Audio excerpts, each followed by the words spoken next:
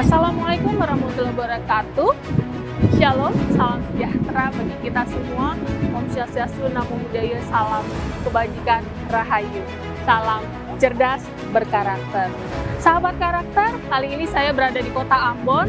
Kota ini terkenal dengan julukan City of Music atau penghasil para seniman di bidang musik yang terkenal di tingkat nasional dan juga internasional.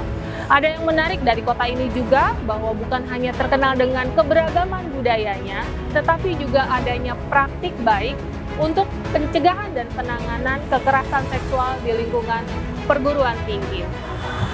Sahabat karakter, praktik baik ini sebagai bukti nyata komitmen dari perguruan tinggi untuk menciptakan ruang aman nyaman bagi warga kampus bebas dari kekerasan seksual.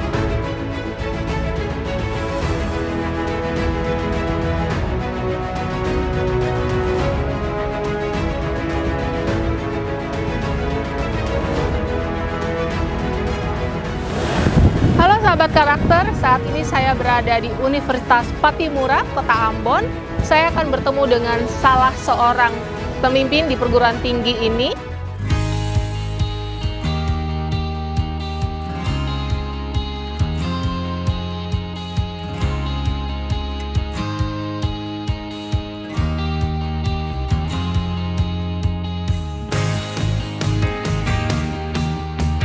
Tadi terlihat nyaman sekali ya Pak bersama mahasiswa. Boleh tahu nggak sih Pak sebenarnya dukungan bagi mahasiswa itu seperti apa sih di Unpati itu? Oh iya, jadi kan kita tahu bahwa sebagai perguruan tinggi kan mahasiswa itu merupakan kita punya aset ya, yang sebagai generasi muda kita harus kembangkan mereka sehingga ke depan mereka bisa menjadi generasi penerus bangsa ini yang luar biasa besarnya ini. Nah karena itu dalam keseharian kami dengan para mahasiswa, ya kami sering melakukan komunikasi dengan mereka, membangun keharmonisan, kedekatan secara emosional dengan mereka sehingga dalam proses-proses pembinaan mahasiswa kita itu pasti mereka akan merasa nyaman, mereka akan merasa dekat. Tidak ada hal yang mereka rahasiakan dengan kita ya, kalau memang itu bukan rahasia pribadi gitu. Kalau baru-baru ini kan kita tahu ada seperti kekerasan ya, khususnya di lingkungan kampus ya, adanya kekerasan seksual. Kalau dari Unpati sendiri, Bapak kan selaku wakil rektor ya, boleh cerita Pak, seperti apa bentuk-bentuk dukungannya atau mungkin afirmasinya seperti itu? Ya biasanya memang di dunia perguruan tinggi yang begitu banyak mahasiswanya ya, seperti kita ini kan punya sekitar 24.000 mahasiswa kami ya. Banyak ya Pak ya? 24.000? Banyak, ya 24.000 sekian gitu. Nah itu tentu di dalam dinamika kita, baik dengan dosen, dengan pegawai, kita tidak menutup mata bahwa bisa saja terjadi hal-hal yang bersifat negatif ya. Sekarang kalau bila ada 3 dosa besar pendidikan kita ya, ada bully atau perundungan, kemudian ada intoleransi dan juga ada pelecehan seksual. Saya kira berbagai hal yang negatif seperti itu bisa kita cegah kalau kita selalu membangun komunikasi yang harmonis di antara semua stakeholder, baik antara mahasiswa dengan dosen maupun dosen dengan dosen dengan pegawai, mahasiswa dengan pegawai. Nah itu tadi Bapak menyebutkan kekerasan seksual. Di Unpati sendiri ada Satgas kan ya? Atau bagaimana Pak? Ya, kami sesuai dengan peraturan Menteri Pendidikan Kebudayaan Riset dan Teknologi nomor 30 tahun 2021, kan wajib bagi semua perguruan tinggi untuk membentuk Satgas. Ya. Kami memang karena ada beberapa kendala-kendala pada waktu awal, tetapi alhamdulillah kami pada bulan November tahun 2022 kemarin itu kami sudah membentuk Satgas di Universitas Pattimura ya, Satgas PPKS. Dan mereka dilantik pada bulan Januari tahun 2003. Ya, praktis mereka saat ini sudah mulai bekerja. Ya. Mereka melakukan sosialisasi sekarang ini kepada mahasiswa maupun dosen dan pegawai terkait dengan keberadaan dan tugas-tugas dari Satgas PPKS itu sendiri. Berarti lumayan ya sudah ada rentang waktunya. Bisa dilihat nggak Pak kira-kira ada perbedaannya sebelum dengan sesudah adanya Satgas? Iya. Jadi memang mereka kan baru terbentuk pada November ya, kemudian baru dilantik pada bulan Januari gitu. Nah, dalam range waktu sekitar 6-7 bulan ini mereka pertama sudah melakukan berbagai sosialisasi kepada mahasiswa maupun kepada dosen dan pegawai. Nah, satu momentum besar yang kemarin saya memasukkan mereka untuk memberikan sosialisasi adalah PKKMB, pengenalan kehidupan kampus bagi mahasiswa baru. Nah, itu kan kami ya 5.000 mahasiswa lebih kami itu kan mengikuti acara itu, PKKMB itu, sehingga praktis hampir semua mahasiswa baru kami itu sudah mendapatkan sosialisasi tentang keberadaan PPKS dengan segala tugas yang mereka emban. Gitu. Dan karena itu kemudian terjadi juga perubahan perilaku memang di dalam keseharian mahasiswa kita, bahwa orang mulai memahami, oh kalau tindakan seperti ini masuk dalam kategori pelecehan seksual gini. Nah, oleh karena itu mereka kemudian berhati-hati dalam menata perilaku mereka setiap hari di antara mereka maupun di antara mereka dengan para pegawai dan juga para dosen yang berarti boleh dibilang ada perubahan persepsi ya, pengetahuan. Ada perubahan pengetahuan yang menyebabkan juga perubahan perilaku yang akan berlanjut kepada perubahan perilaku. Nah, tindak lanjut ke depan sudah ada pencapaian perubahan pengetahuan, kemudian perilaku. Sekiranya dari Unpati sendiri, ini kan Bapak selaku Wakil Rektor, apa ada bayangan ke depannya nih, sudah ada capaian baik seperti itu? Jadi tentu ini kan juga namanya pencegahan ya. Jadi kita mengharapkan memang ke depan jangan sampai terjadi kasus-kasus pelecehan itu. Jangan lagi ya Pak? Jangan lagi gitu. Tapi andaikan kalau ada namanya manusia yang mungkin salah melangkah, ya mestinya Satgas ini bisa berperan lebih baik. Dan untuk itu kami memang sejak awal pendirian dari Satgas ini di Universitas Patimura, kami sebagai pimpinan universitas khususnya yang membidangi kerja-kerja Satgas, kami sudah memfasilitasi beberapa hal. Yang pertama tentu kami menyediakan fasilitas sarana-prasarana bagi mereka, walaupun karena keterbatasan kami ya belum sempurna ya. Tapi kami sudah berusaha untuk mereka ada ruang kerjanya, nanti kita berikan fasilitas. Kemudian kita juga berikan dukungan pendanaan kepada mereka walaupun belum banyak gitu. Tapi kami berusaha dari waktu ke waktu akan terus meningkatkan itu. Menarik sekali ya tadi penjelasan Bapak, jadi kita mendapat pembelajaran tambahan terutama bagi para sahabat karakter lainnya. Ya, terima kasih.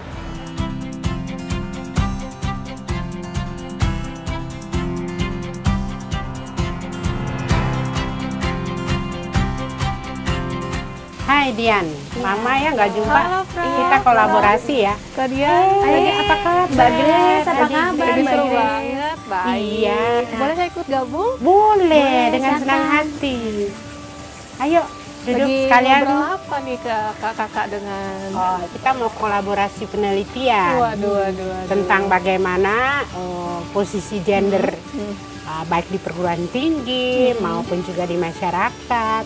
Karena yang namanya gender itu kan menyangkut seluruh aspek kehidupan. Baik itu menyangkut perempuan, laki-laki, disabilitas, kemudian inklusi sosial. Nah, ini kita mau ngomong-ngomong tentang kolaborasi itu. Oh iya. Tapi Adek Grace ngomong-ngomong baru datang, mau minum apa nih? Saya pesenin ya. Boleh, nanti saja Ibu.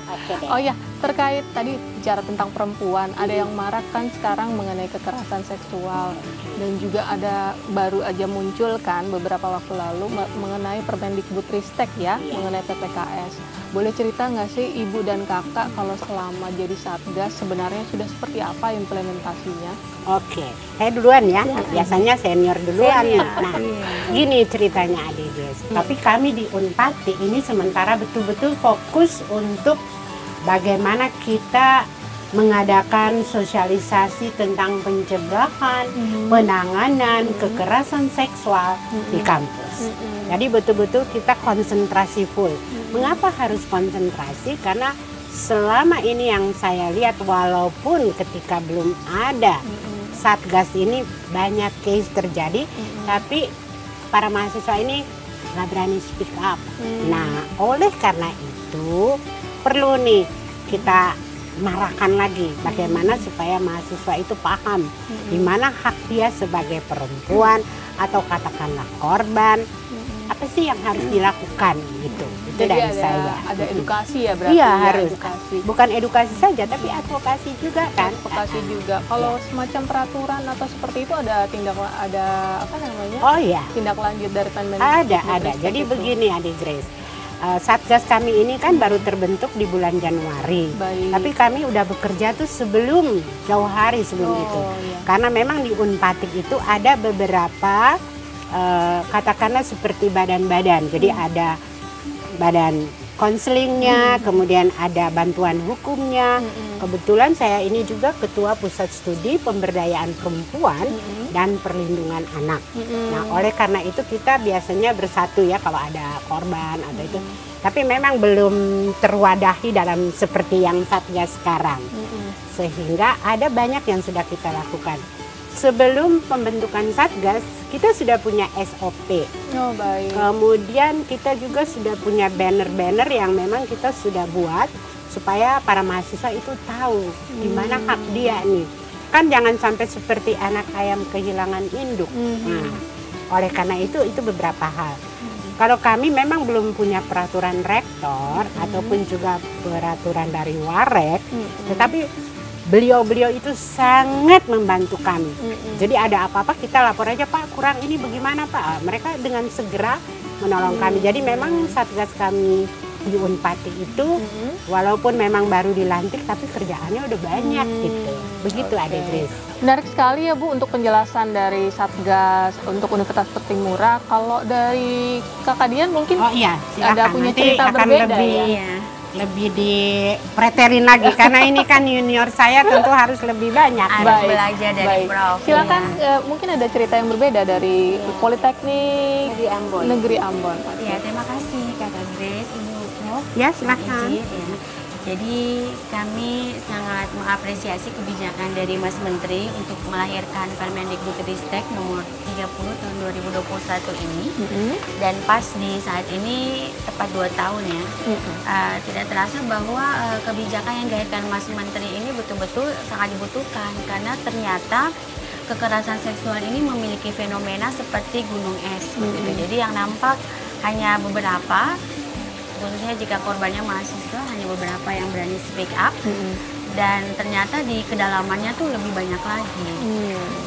Dan setelah 2 tahun lahirnya Permendikbudristek nomor 30 tahun 2021 ini, saya juga mengacungkan jempol karena ternyata sudah cukup banyak program yang diinisiasi oleh kementerian, baik juga oleh Puspeka maupun Irjen, untuk betul-betul mensosialisasikan Permendikbudristek ini dan juga mengakomodir jika terjadi masalah-masalah atau sampai ke penanganan jika terjadi kekerasan seksual. Nah, kami dari Politeknik Negeri Ambon kebetulan saya dipercayakan oleh teman-teman terpilih melalui panitia seleksi dan teman-teman Satgas yang lain sebagai Ketua Satgas PPKS Politeknik Negeri Ambon. Ada beberapa hal yang sudah kami lakukan implementasi dari Permendikbudristek ini.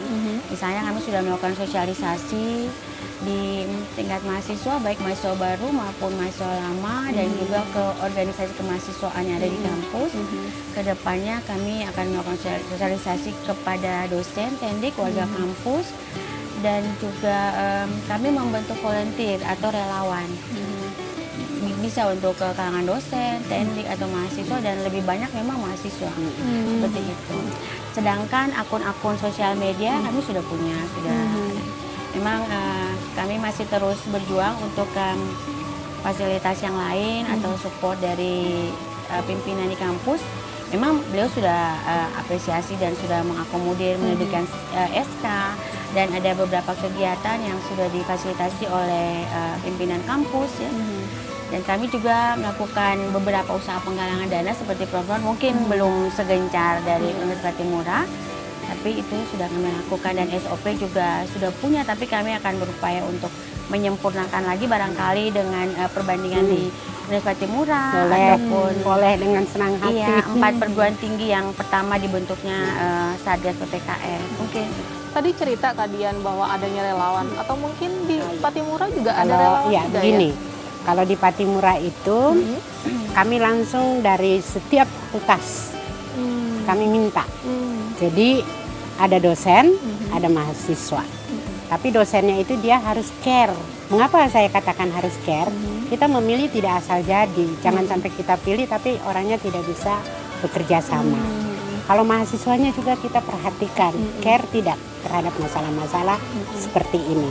Lalu kita dengan mahasiswa tertentu, tapi mereka itu juga terbatas karena saya pikir ya mungkin 3 tahun ke depan, 2 tahun mereka lulus, dan kita sudah harus durasi studi ya.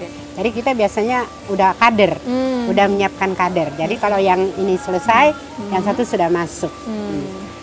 Seperti yang Ade Dian bilang bahwa memang di Unpati fasilitas juga belum banyak, tapi kami sudah punya ruangan sementara Jadi ada ruangan untuk konsultasi pendampingan sudah ada. Dan ada tim Satgas kami yang psikolog.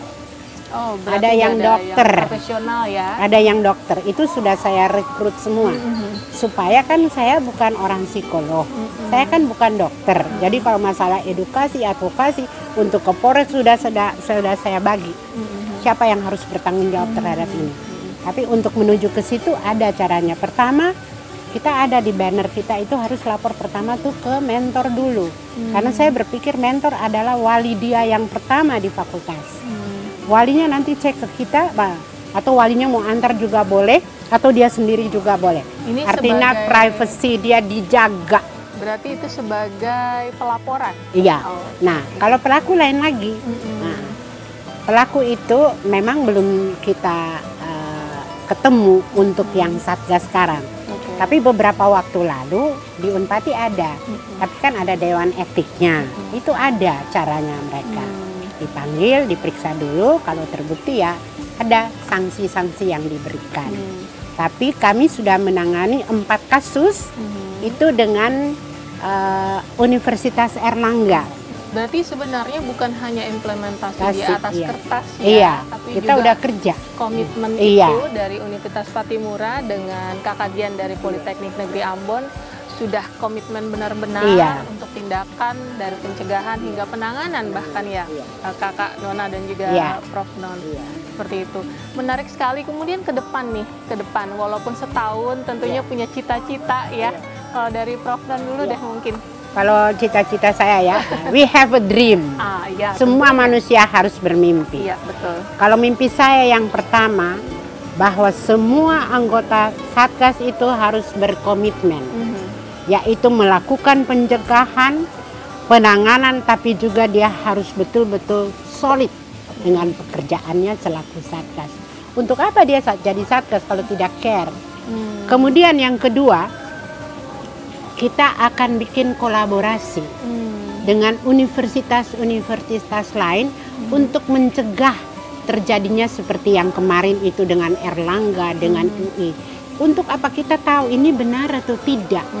Nah, kemudian kita juga membangun jaringan kerjasama dengan bukan saja dengan universitas, tapi komunitas lokal yang berada di sekitar kampus. Mereka ini juga adalah stakeholder untuk menjaga keamanan kampus. Mereka punya kearifan-kearifan lokal yang kita bisa implikasikan masuk di dalam program-program kerja kita. Dengan demikian Unpati akan bebas. Amin, Itu amin. dream saya. Oke. Tidak akan lagi terjadi kekerasan seksual. Berarti dari Unpati itu sebenarnya memperluas jangkauan Iya. ya. Kalau dari Politeknik Negeri Ambon sendiri ada pendekatan sendiri mungkin. Kita sih memang visinya sederhana saja, menjadikan Politeknik Negeri Ambon bebas dari kekerasan seksual. Nah, untuk bebas dari kekerasan seksual kan berarti kita harus lebih banyak kegiatan pencegahannya, lebih banyak sosialisasinya. Yang tadi sudah saya katakan nanti akan sosialisasi ke warga kampus yang lain seperti dosen, tendik, security, ya, mungkin para OB mungkin atau cleaning service dan sebagainya seperti itu. Kemudian kami juga akan melakukan tadi membangun networking, ya, membangun kerjasama, juga jejaring dengan stakeholder maupun shareholder terkait, misalnya sampai ke tingkat kepolisian, kesehatan, juga dengan kampus-kampus sekitar. Dan kami juga sudah ada rencana ya, Prof, iya. untuk buat mungkin seminar nasional atau Jadi antara kita berdua, kolaborasi, ya. Unpati dan Politeknik Iya, membuat dan mungkin, seminar nasional. mungkin juga melibatkan beberapa perguruan tinggi yang lain, Iya. ya, Prof, ya. Ya, tapi Tentang lebih kekerasan. dahulu kalau untuk Poltek Negeri Ambon Sama. dari internalnya Dari dahulu ya. internal, ya. Menarik sekali nih penjelasannya, menjadi tambahan juga bahwa sebenarnya Indonesia Timur yang diinisiasi dari Ambon juga memang berkomitmen untuk penanganan dan pencegahan dari kekerasan seksual ya, Prof Non dan juga Kakak Dian. Baik, terima kasih banyak untuk Sama-sama. diskusinya. Iya, Sayang oke. sekali saya harus berpindah. Iya, iya. Terima Terima kasih, kasih Prof. ya. Non. Ya, sukses ya. Ya, ya. Terima kasih.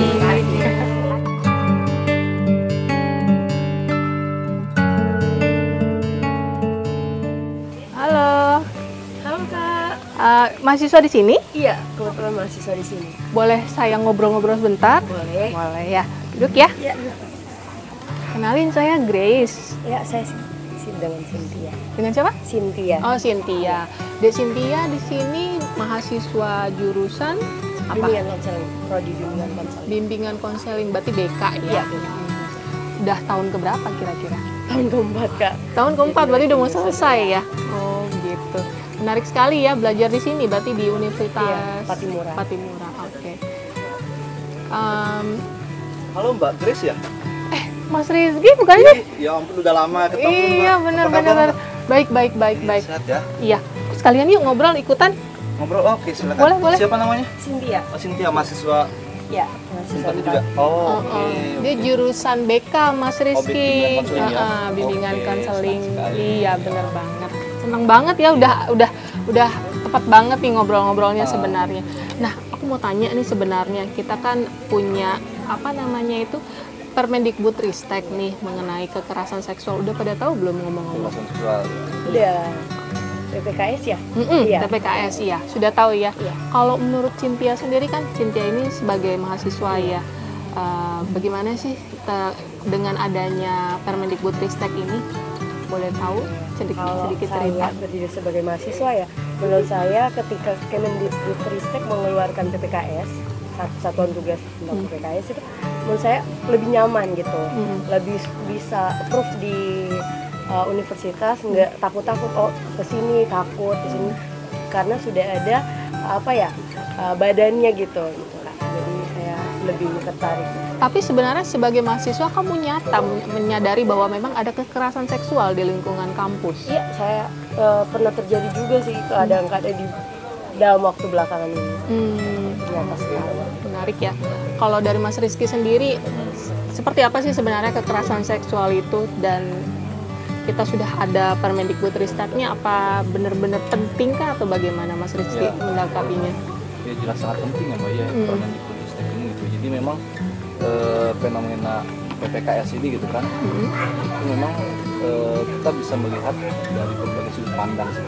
Nah, secara sosiologis kita bisa melihat kekerasan seksual ini dari struktur sosial dan kekuasaan. Jadi kekerasan seksual ini kan ekspresi Mbak dari kekuasaan yang memang disalahgunakan.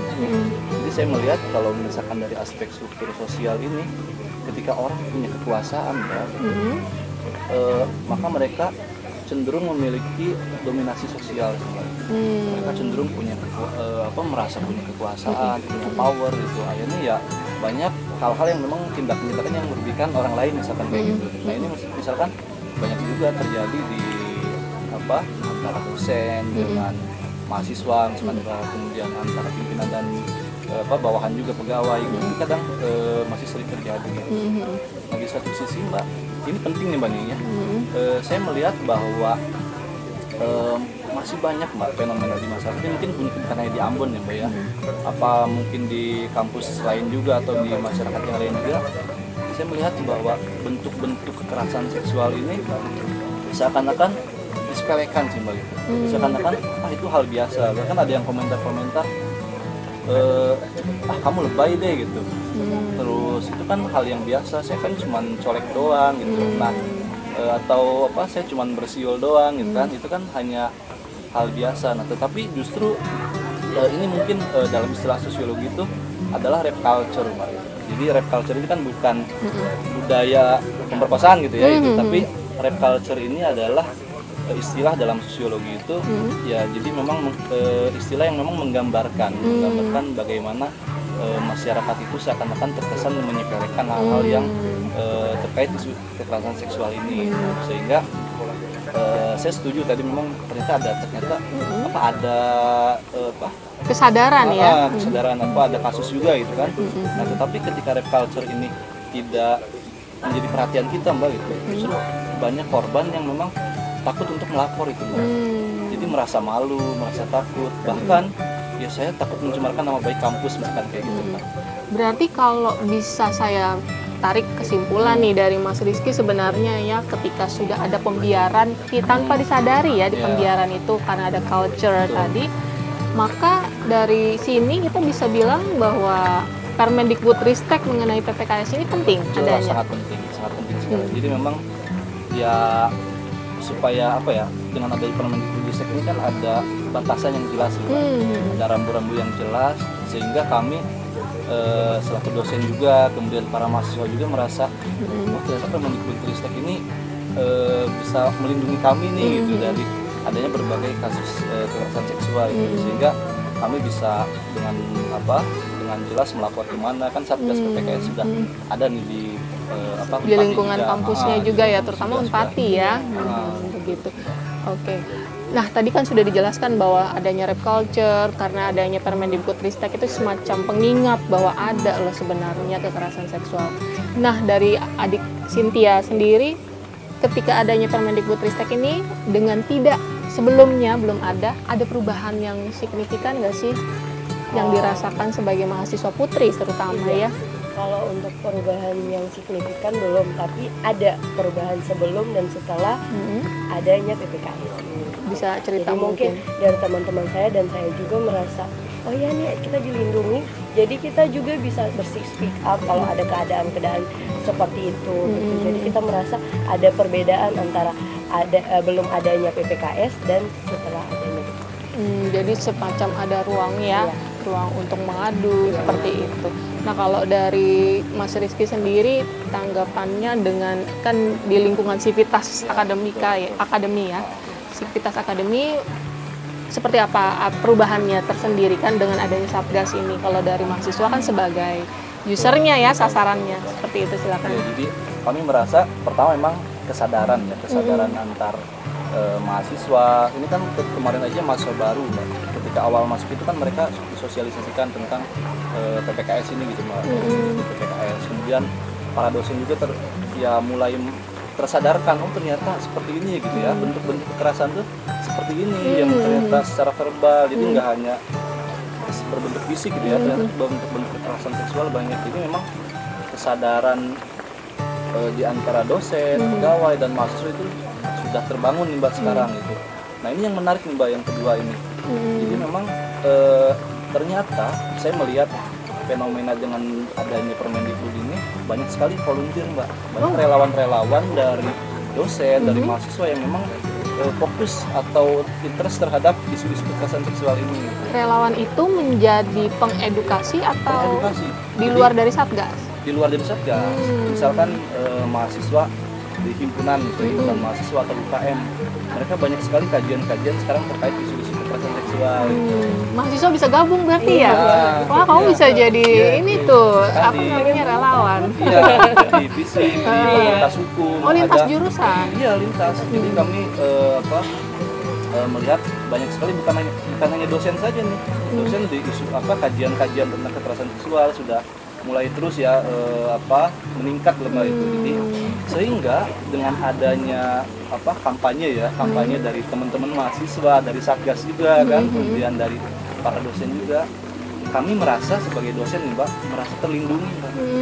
Merasa bukan hanya dosen aja, mahasiswa juga itu dan seluruh pegawai merasa terlindungi untuk proses pembelajaran Mbak, jadi merasa nyaman lah gitu.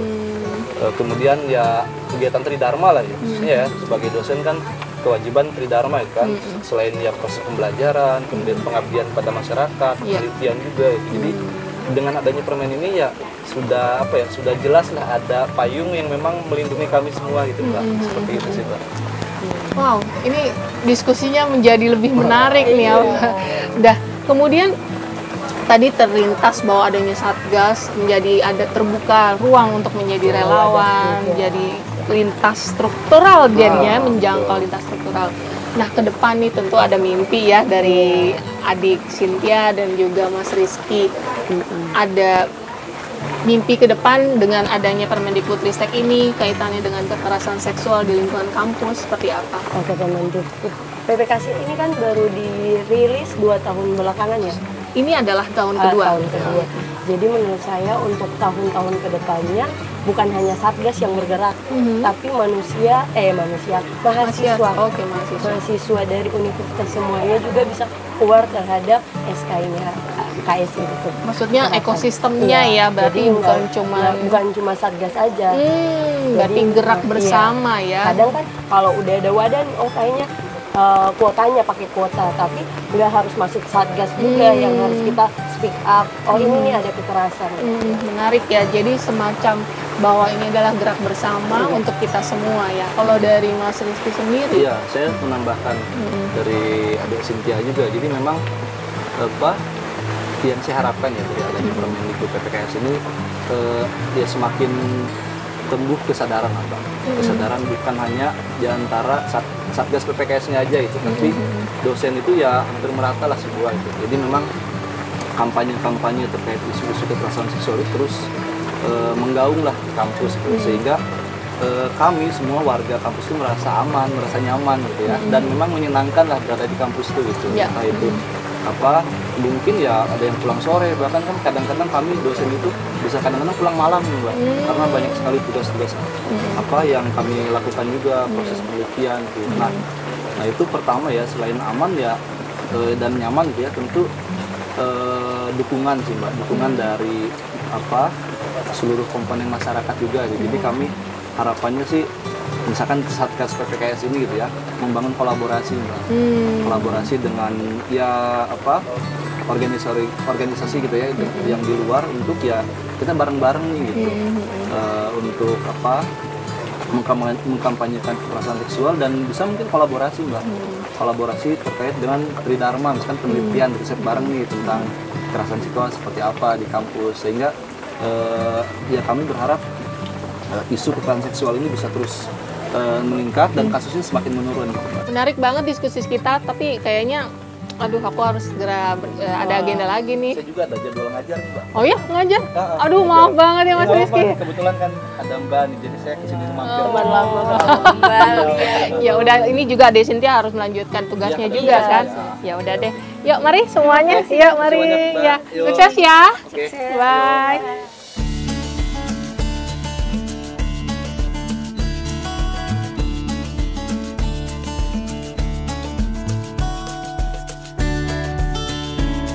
Halo Sobat Karakter, setelah kita mendapatkan informasi dari para warga kampus dan juga satuan tugas di Kota Ambon, saya mengajak para sahabat karakter untuk bertemu dengan perwakilan dari Lembaga Layanan Pendidikan Tinggi yang juga merupakan bagian dari Kemendikbudristek di tingkat daerah.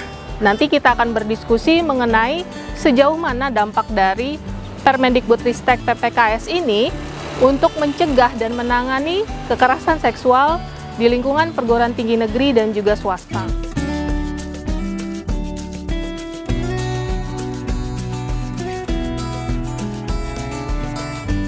Jadi Pak, bagaimana dukungan dari Lembaga Layanan Pendidikan Tinggi Wilayah 12 untuk pencegahan dan penanganan kekerasan seksual, Pak? Seperti yang tadi sudah saya jelaskan bahwa Aldikti tetap mendukung penuh ya Permendikbud 30 2021 tersebut ya,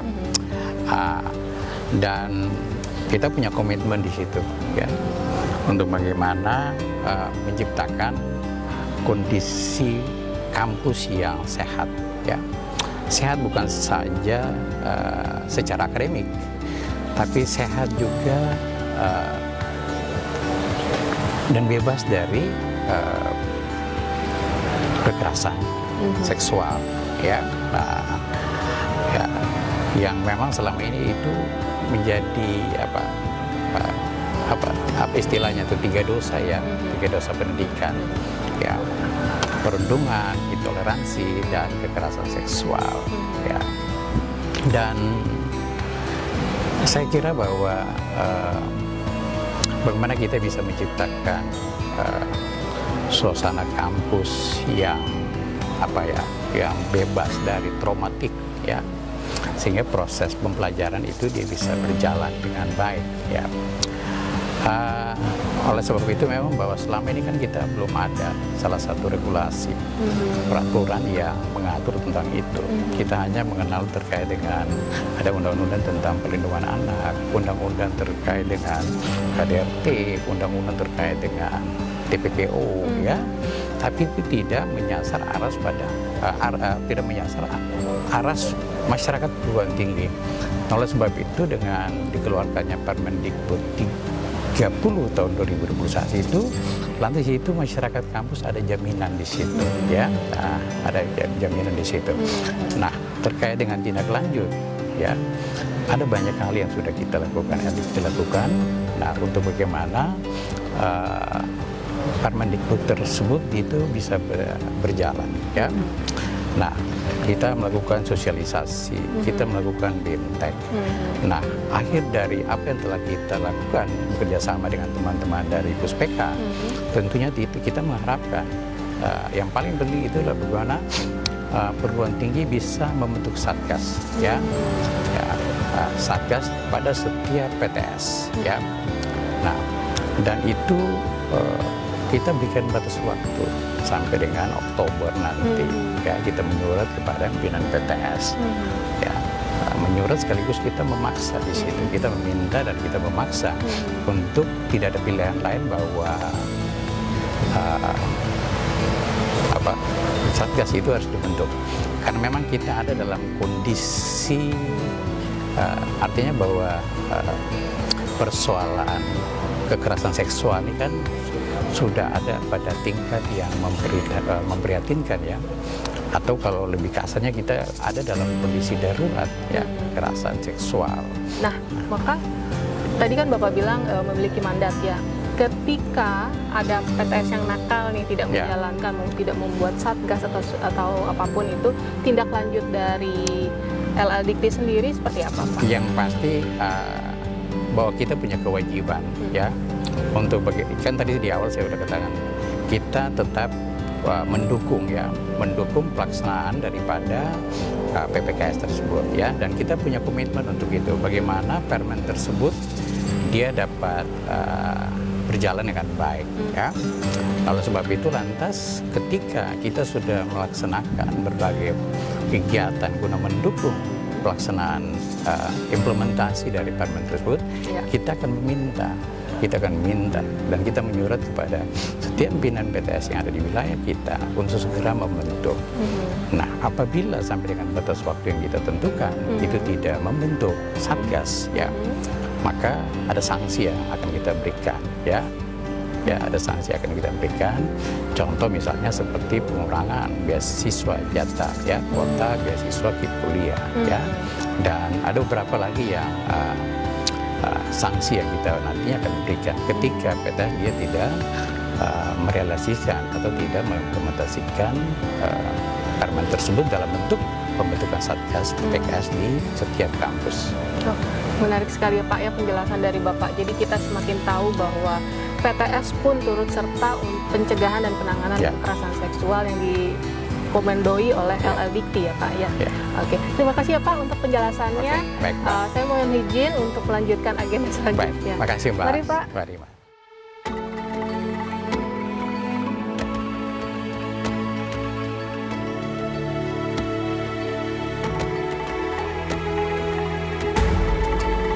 Kota Ambon menjadi wajah toleransi berkehidupan.